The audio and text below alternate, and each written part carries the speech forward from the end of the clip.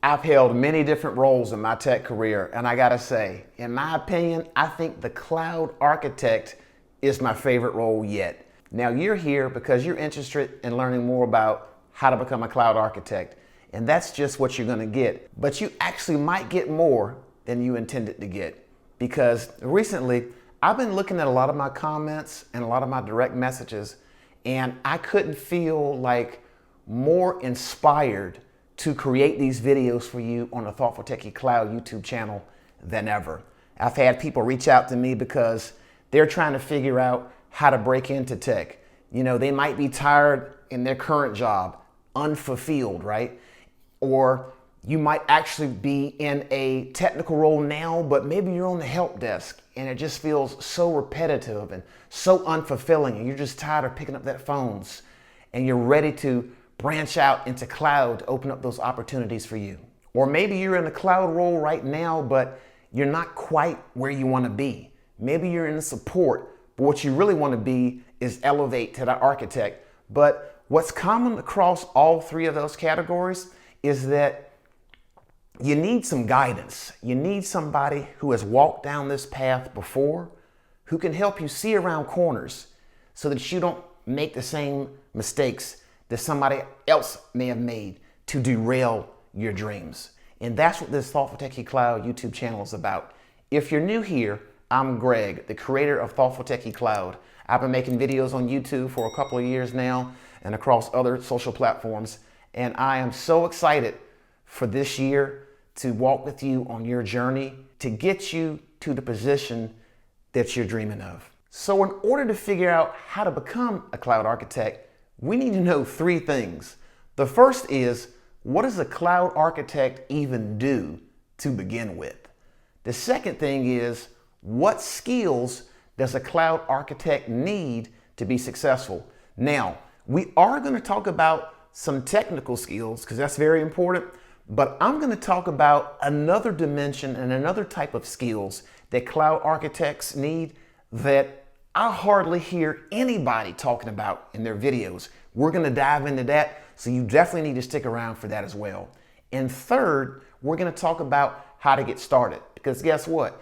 You can watch me talk all day long about how to become a cloud architect, but unless you take the next steps and take action, you're going to be where you are right now indefinitely. Now, you might be expecting some complicated definition of what a cloud architect does, or maybe you think I'm just going to go down a laundry list of all kinds of technical things you're going to do on a daily basis. Yes, you're going to do some technical stuff and a lot of it, but at the heart of what a cloud architect does is very simple. I could probably tell you in one sentence. A cloud architect works with customers in a business. You learn what your customers are trying to achieve. Then you work backwards from your customers' desired business outcomes and leverage your technical skills to figure out what cloud architecture you need to build to deliver those business outcomes. It's just as simple as that. You're going to spend most of your time in three key areas. The first area is you're going to spend most of your time in front of customers. You're going to need to have to build customer relationships with your customers to learn what it is they're trying to achieve and then work backwards from there. The second thing you're going to have to do is you're going to have to focus on continuing to stay sharp and self-development so that those times that you're in front of those customers, whether they are meetings over a phone or whether you travel to see your customers, they're very productive. So you might have to work on certifications, read technical documents, build things in a lab so that you remain sharp, so that when you're having those conversations, you can continue to be effective because you have the latest in-demand skills to be able to solve your customers' problems with those cloud technologies. And the third area where you're going to spend a lot of time is on reporting and administrative type stuff. Now, you've done all this great work to build a relationship with the customer, you've done all this great work to build the architecture to support the business outcomes, but how are things going? Like, are they achieving the business outcomes? What does the cloud bill look like? Is there room for some sort of optimization?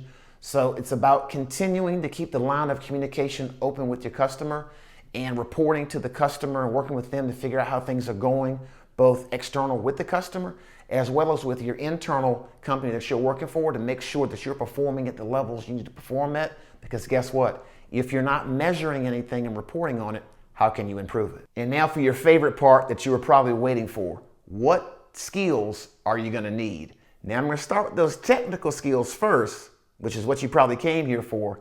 But remember, hang around because I got something else that you probably haven't thought about. So for those technical skills, you have to think like an architect. An architect has that big picture type bird's eye view, looking down to figure out how all the pieces fit together, right? And over time, you look at a problem set and you develop a reference architecture to solve that problem. And now for the part of the video, which is probably why you came here to begin with. What skills are you going to need? Now I'm going to start with the technical skills first. But remember, I said I got a surprise for you. Something you probably didn't think about coming after these technical skills. So hang around for that. So for the technical skills, there's 5 key areas I want you to focus on. Now the first is compute. Now these 5 areas are fundamental to every cloud architect. So if you don't have these skills, I'm going to provide a way where you can work on building these. First area is compute. Every workload in the cloud needs to have some level of compute. This is where the application sits on top of to perform some sort of job or form some sort of workload to process some sort of task at scale. And it's really hard to get around not using compute, all right?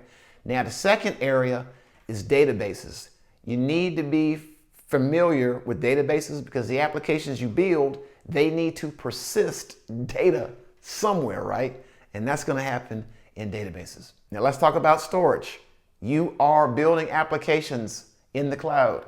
You need to store files like videos and pictures and spreadsheets, all that type of stuff.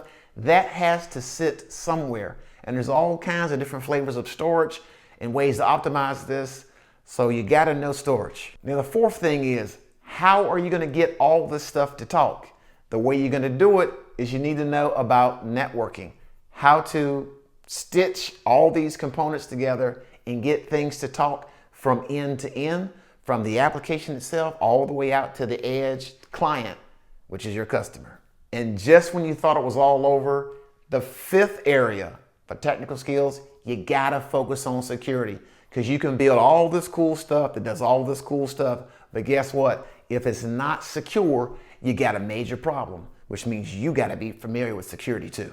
And now for that bonus tip I was telling you about. In addition to those technical skills, you gotta have soft skills. If you're interested in being a cloud architect, you can know all the technical stuff in the world, but guess what? One of the main skills of a cloud architect is being able to communicate and build a business relationship with the customer, because you're just not going to be sitting at a keyboard behind a terminal coding all day. You are going to be interacting with customers. Now, I kind of hinted at that earlier in the video when I talked about what a cloud architects do, where I said how you're going to spend your time. And you can go back and watch that part where I said one of the main areas you're going to be spending a lot of time is you're going to be in front of the customer, learning what it is you're trying to achieve. So you got to be able to communicate. You got to be able to build that relationship with the customer, learn what it is they're trying to do, to have the opportunity to build trust so you become a trusted advisor. So all those technical skills you built and all those solutions that you're going to come up with to help them deliver that business outcome, they are going to trust you enough to take your advice. Now, we've had a great discussion in this video on how to become a cloud architect. Now you have to figure out how you're going to get started. It's simple. Figure out where you are in your journey first. Look at what I said about what you need to become a cloud architect and do a self-assessment. Do you have fundamental technical skills? If the answer is no, guess what? We got to build those skills. But the nice thing is I have a video coming up, which I'll put towards the end, called How to Break into Tech with No Experience, which helps give you guidance on building fundamental technical skills. If you are a little bit more advanced and you have those fundamental technical skills, what I want you to do in the comments below is to tell me where you are in your journey and whether or not you feel as though the cloud architect role is for you. And then I'll reply to your comment to give you some insights on where you can go for you. If you haven't already subscribed to the channel, Go ahead and do that right now. I'm putting out content on a weekly basis, and you gotta hit that notification bell too, or else you might miss some of my latest content that comes out. Make sure you check this video out if you're just breaking into tech, and I'll see you in the next video.